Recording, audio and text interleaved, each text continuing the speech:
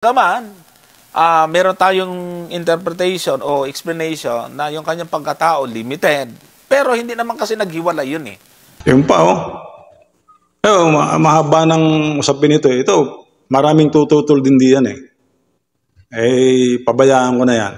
Yung mga ganyan, sabi niya, hindi raw naghiwalay yung Diyos.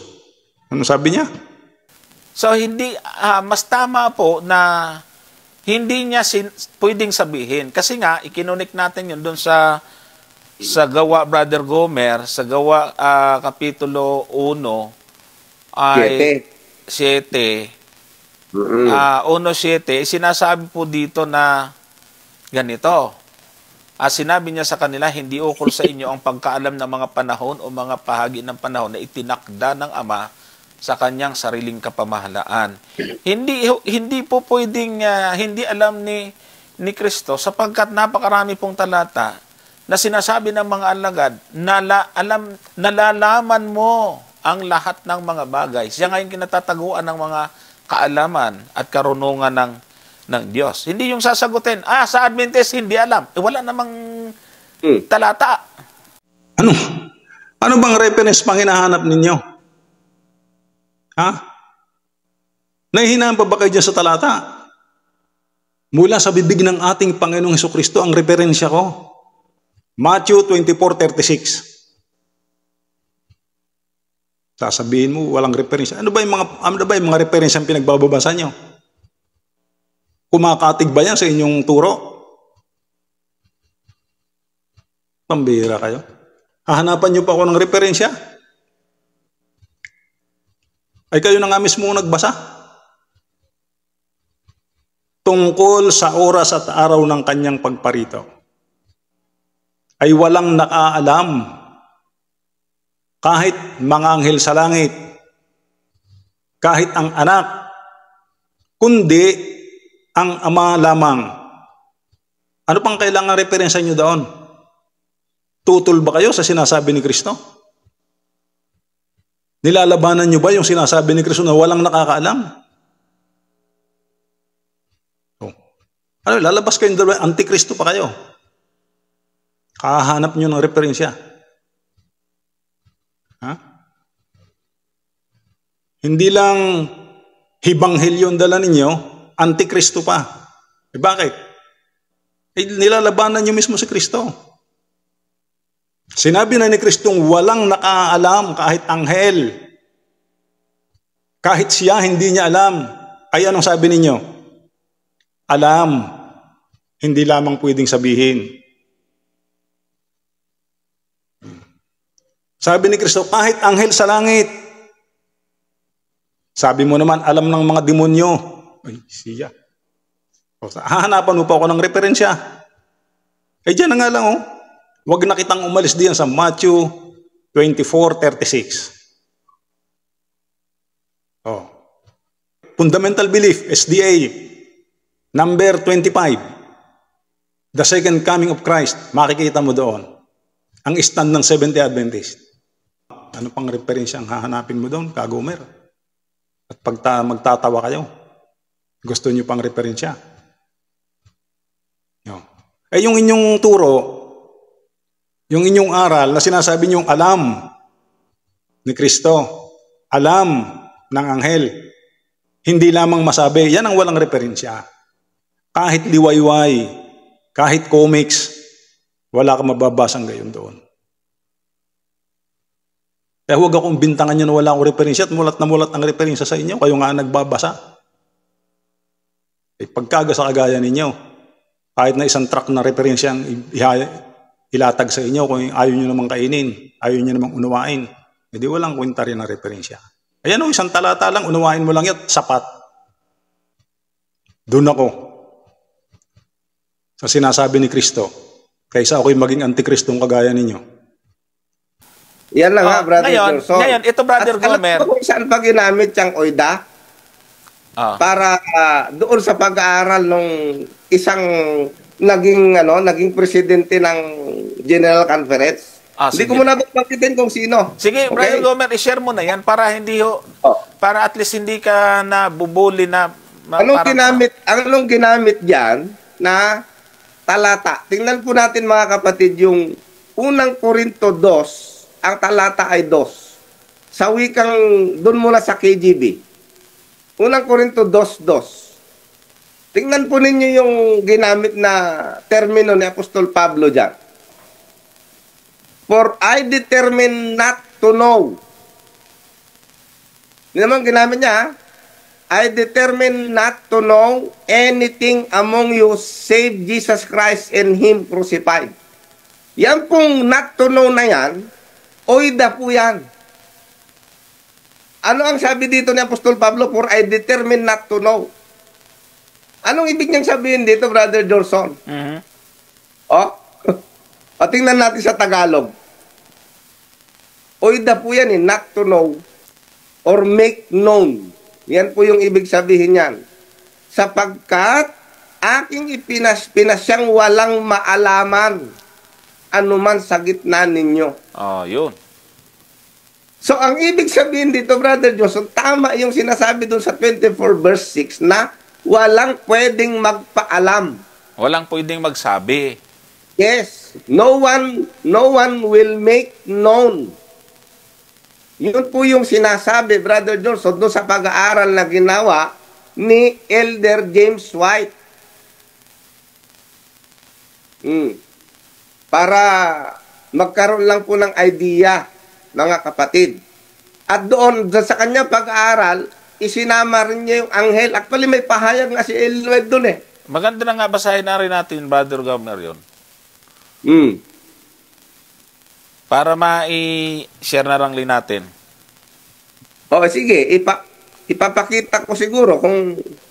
Pwede, kung share screen mo. Tingnan po ninyo, ha? Ito. Para malinaw natin kung ano yung ibig mong sabihin. Kasi hindi mo naman sinasabi yan, Brother Gomer, na ngayon, eksaktong oras ay alam ng mga anghel at ng mga ni Satanas. Hindi yun ang point doon, Brother Johnson. Hindi yun. Kasi doon kasi dinadala nila, Brother Gomer. Kaya nagmumukhang katawa-tawa. Dahil parang sinasabi mo na pati yung... Naka-share screen na? Oo, kasi parang sinasabi mo kasi na pati oras at araw, alam ngayon pa lang. Kaya nga panahon yung ating binanggit doon eh. Panahon. Panahon eh. Kasi pagkatapos ng Panginoon banggitin yung panahon, nagbigay siya ng palatandaan. Di malalaman din natin kung panahon na malapit na nga. Yan nga yung mismong sinasabi, Brother Johnson, ni Elder James White. Yan nga. Ayan, nakikita nyo sa screen? Hindi ko lang nahati-hati ito, Brother Johnson eh. Ito na, dito na lang sa number 3 siguro. Hindi ko alam, nakikita na ba dyan? Sabi niya, those who claim that the text proves that nothing may be known of the period of the second advent make it prove too much for their own unbelief. As recorded by Mark, the declaration reads, but of that day and that hour knoweth no man, no, not the angels which are in heaven, neither the Son, but the Father. If the text proves that men will know nothing of the period of the second advent, it also proves that angels will know nothing of it, and also that the Son will know nothing of it till the event takes place. This position, sabi ni James White, proved too much, therefore, proves nothing to the point. Christ will know of the period of His second advent to this world. Tama? The holy angels who wait around the throne of heaven to receive messages relative to the part they act in the salvation of men will know of the time of this closing event of salvation. Kita mo na? Anong kita mo na? Meron ka bang nabasa diyan na alam? Hindi lang pwedeng sabihin? Meron bang sinasabi si James White na gano'n? Kita mo na, hindi mo naman naiintindihan yata yung binabasa ni Brother Gomer.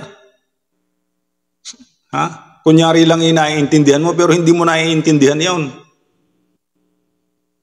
Hindi naman yun kumakatig sa yung paniniwala. Kumakatig ba yun doon sa'yo? Laban nga yun doon sa'yo. Nagpapatunay nga yun, yung sinasabi ni James White, na wala ngang nakakaalam ng oras at ang araw ng pagparito ng ating Panginoon. Kaya mali yung sabi mong alam, hindi lang sasabihin. Puro ka, kita mo na? Hindi. Halatang hindi mo naiintindihan yung sinasabi, yung binabasa ni Brother Gomer. Sumasang-ayon ka, laban naman yun sa paniniwala mo. Kita mo na? Saan yung iyo doon? Saan yung unawa mo doon? Meron ba doong sinabi na alam ni Kristo, alam ng mga anghel? Hindi lang pwedeng sabihin, meron ganon? Ito ba ay sarili ko lang? Sabi ko nga, hindi ko sarili po ito, mga kapatid. Ngayon, kung hindi nyo po tinatanggap ito, sabi ko nga, I stand corrected. Okay? Kasi hindi ko ugali yung ipilit, yung isang bagay na ayaw mong tanggapin. Pero yung magsasalita ka ng hibang-hibanghelyo na wala ka namang proof, yan ang mahirap. Wala nga. Wala nga Diba? Kaya nga wala ako, kang pinakitang reference man lang doon sa pinagsasabi mo eh. Kaya nga ako, Brother Gomer, kung wala akong reference, hindi ako pwedeng tumututol, hindi ako pwedeng mag-correct. Mali ka. Kung wala naman akong sasabihin tama, anong problema ko? Ngayon, kung walang proof, proof nga yan. Di nyo ba nakitang yung mga sinasabi ninyo at yung turo ninyo yung proof? Kaya kung nga nasabing ibang ebanghelyo, ay wala namang ganong turo si Kristo. Na alam niya, hindi lang niya pwedeng sabihin. Meron bang ganong turo? May turo bang ganon ng mga alagad? Meron ba niya sa Biblia? Sasabihin niyo, walang proof. Proof nga yan. Na ibang ebanghelyo ang dala ninyo.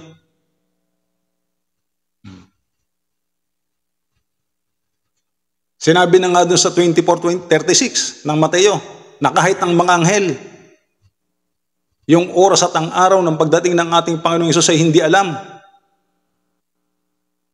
Isiningit mo naman yung iyo. Alam ng demonyo. Kita mo, di ba yun ipinipilit mo lang? Alam mo namang hindi yun kaugnay noon. Tapos, sasabihin mo walang proof. Ay yung mga pinagtuturo nyo, yun ang pruweba. Na iba sa turo at aral ni Kristo, ibang ebanghelyo.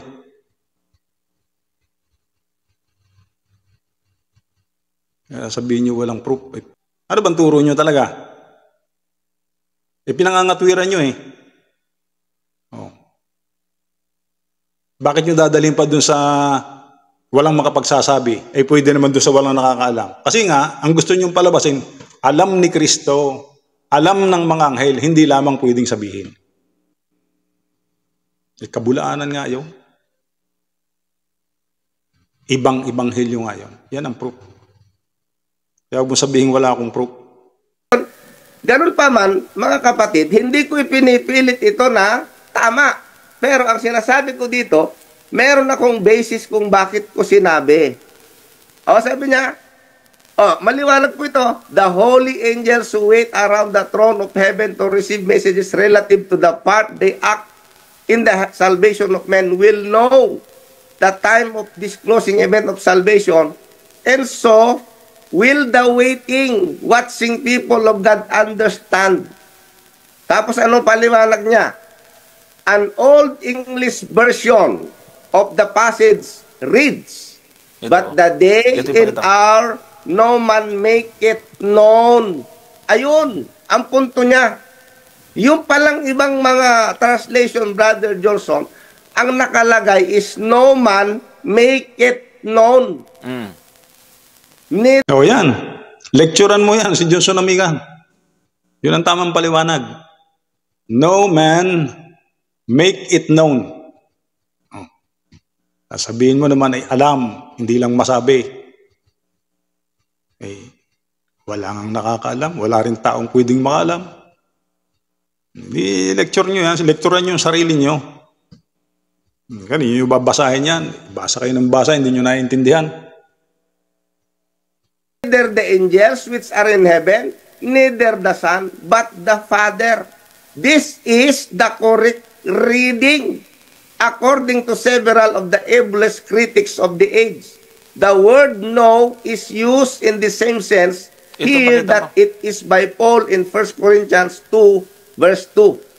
For I determined not to know, make known. Ang ibig sabihin nun, for I determined to make known anything among you save Jesus Christ and Him crucified. Men will not make known the day, and our angels will not make known. Neither will the Son, but the Father will make known. Yun ang tamang translation sa paliwanag ni James White. Sabi niya, says Campbell, ito, meron pa siyang reference. McKnight argues that the term know is here used as accusative. In the Hebrew sense of the conjugation hipil, that is to make known his. Christ answered is just equivalent to saying the Father will make it known when it pleases Him. But He has not authorized man, angel, or the Son to make it known. Yun ang ibig sabihin nito, mga kapatid. Hindi ibig sabihin hindi alam, kundi wala siyang inauthorize na magpaalam or magsabi. Yan. Kita mo, hindi ibig sabihin hindi alam. Tama na sana yung binasa sablay pa yung unawa. Hindi raw sa ibig sabihin hindi alam. Ay kaliwanag na nga nasabi. No man make it known. Neither angels nor the Son.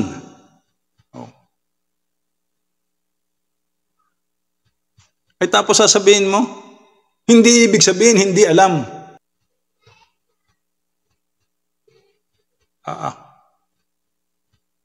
Ay, ayaw namang, ano bang itatawag mo sa mga ito? Ay kayo nang, kayo namang mga manunood ang mahirap na magsalita. Just in this sense, Paul uses the term know, 1 Corinthians 2:2, I came to you making known the testimony of God, for I determined to make known nothing among you but crucified Christ. Albert Barnes, ginamit na po si Albert Barnes, in his notes on the gospel says, others have said that the verb rendered knoweth means sometimes to make known. Kita mo?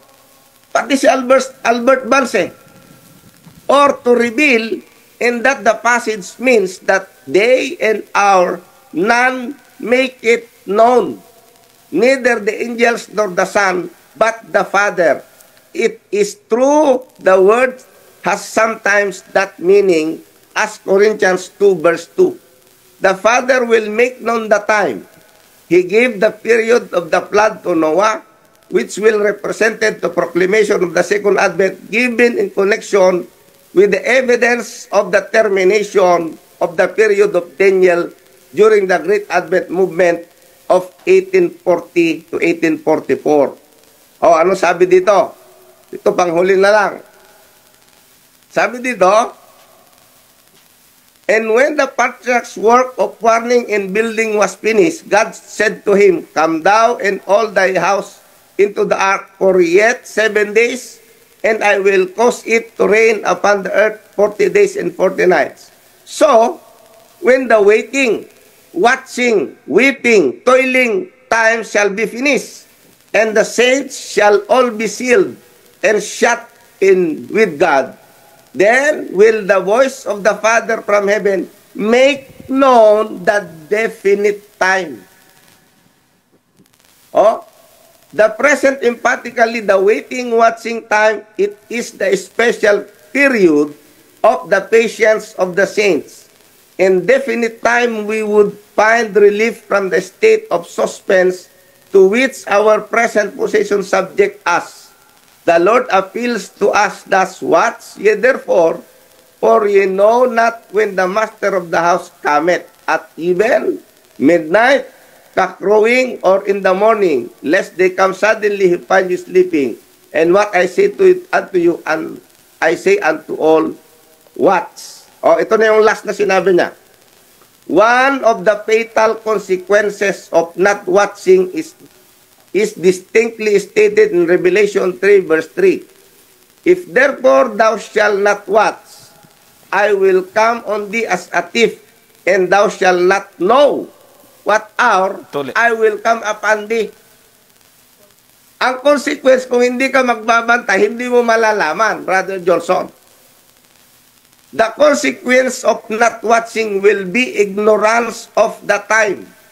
What will be the consequence of watching? The inference is unavoidable that it will be a knowledge of the time in answer to the agonizing prayer of the Son of God. Father, glorify thy name. Therefore came a voice from heaven saying, I have both glorified it and will glorify it again. The disciple understood these words from heaven, while the people that stood by said it thunder. So will the waiting disciple of Christ understand the voice of God when he shall speak from on high, but the unbelieving world will not understand it. In comparing Noah's days and ours, the Lord continues. So ito po yung pahayag ni James White tungkol dyan sa Mateo 24 verse 36. But again, mga kapatid, ito ulit, hindi ko po ito pinipilit, at doon sa mga nagsasabing ito po ay mali, I stand corrected. Sana ay maging maliwanag yan, Brother Johnson, at doon sa ating mga taga-subaybay. Yang sinasabi ni James White, tanggap natin yan at tama naman yan. Wala talagang nakakaalam ng oras at araw ng pagparito ni Kristo. Tama naman yan. Alin ang mali? Yung unawa ninyo? Nasasabihin yung alam? Hindi lamang masabi? Yun ang mali. So, okay. So ayan, ibig sabihin mga kapatid, yung binabanggit ho ni Brother Gomer, meron siyang batayan. Yun daw binabanggit ni Brother Gomer, ay meron siyang batayan. Ano ba yung sinasabi dun sa binabanggit ni Brother Gomer? Meron ba dun sinabing alam ni Kristo? Alam ng mga tao? Alam ng mga anghel? Hindi lamang pwedeng sabihin, meron bang ganung essence doon? Meron bang ganung diwa? Meron bang ganung sentido sa hinaba-haba ng binasa? Wala. Iisa ang idinidiin doon. Walang makakaalam, kahit nga sino. No man make it known, yun ang idinidiin ni Kagomer. Ang ama lamang ang nakakaalam. Kaya nga mali yung inyong turo na alam ni Kristo at alam ng mga anghel, hindi lamang pwedeng sabihin. Nasaan ang batayan nyo noon? Sabi ko nga sa inyo, kahit liwayway, wala doon. Kahit comics. No. Doon sa Grego-Grego mong sinasabi mo mga syntax mong alam mo ikaw lang marunong. No? Lagi mo nang bukang bibig yung mga ganyan. Pero hindi po, ulitin lang ho natin ha. Kasi ang kanilang pagdidiin ngayon, Brother Gomer, ay tinuturo natin na ngayon pa lang ay alam na ng mga anghel yung oras. Kasi ang punto kasi doon yung oras, araw. Pero sa panahon mga kapatid, malalaman din ho natin kasi nagbigay nga ng palatandaan Ginamit pa nga yung igos, Brother Gomer Pagka nag-uusbong ng dahon, ano na yung malapit na? Di ba? So, correct. Yung pagdating, alam nga namang hindi mo pa rin alam, may salot na't naglilindol at nagkalaglagan na kung ano-ano mga persecution na yan. Hindi mo pa rin alam yun. Ayan, ang hindi natin alam, Brother Johnson ni James White. Kaya nga, yung mga hindi magbabantay, sabi niya, ang magiging consequence, hindi talaga nila malalaman. Kasi kung titingnan natin yung nagbabantay, sabi niya, tingnan ninyo. Kasi yung pag-aaral kasi na ginawa po dito ay hindi naman to basta-basta rin si James White, mga kapatid. Tinitingnan po kasi nila yung eschatology of last days events. Yung pong mga pangyayari, imposibleng hindi ho natin mahalata na malapit na talaga. Ay grabe namang katulog naman yon. Kita mo nang na-Sunday law na, eto na lang nangyayari, sobrang gulo na. Hindi mo pa rin mamahalatang malapit na. Ang hindi po natin masasabi, alas 12, darating yon. Yung time setting kasi ngayon, na nagsasabi ng taon, ay yun ang hindi ho natin inaano. Ganitong buwan, ganitong araw. Iyon ay hindi po natin tinuturo yon na alam ng anghel, Brother Gomer, at ni Satanas. Wala. Kaya nga yun ang gusto nilang palakihin, Brother. Yan daw hindi nagbabantay. Ang kanyang binabanggit huling 7 salaw. Ikaw ba, usapin pa ba dyan yung pagbabantay at hindi pagbabantay? Pag dumating yung time na ang matuwid ay nagpakatuwid, close of probation, sarado ng pinto ng awa. Hindi na usapin dyan yung pagbabantay. Babantay ikaw ba?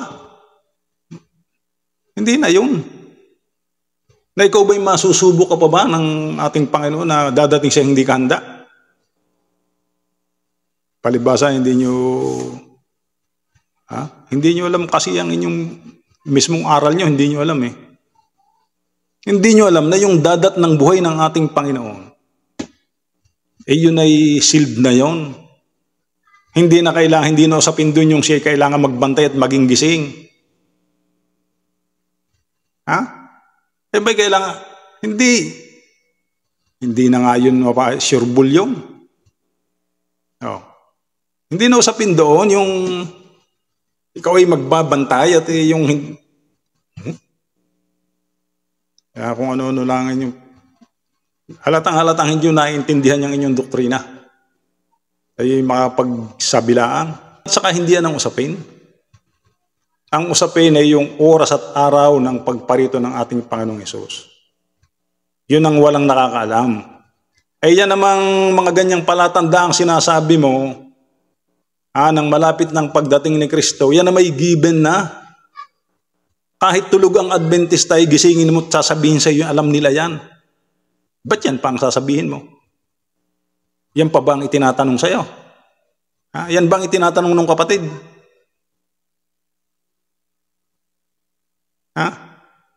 Anong tingin mo doon sa kapatid? Bagong binyagan? Sasaysayin mo pa yan, mga tanda ng malapit ng pagparito. Gaya niya ng ubas. Ano yun? Hanggang gatas pa bang kinakain? Baka mas magaling pa kayo sa iyo. Kaya nga ang ko sa iyo, hindi mo naiintindihan yung itinatanong sa inyo. Kaya kung ano-anong pinagsasasabi ninyo, ulit, para kayo magising, ang itinatanong sa inyo yung oras at araw ng pagbabalik ni Kristo. Ang sabi ng talata, walang nakaalam, kahit ang mga anghel sa langit, kahit ang anak, kundi ang Ama lamang. Kaya mali yung inyong turo. Nasasabihin yung may nakakaalam, hindi lang pwedeng sabihin. Mali yun.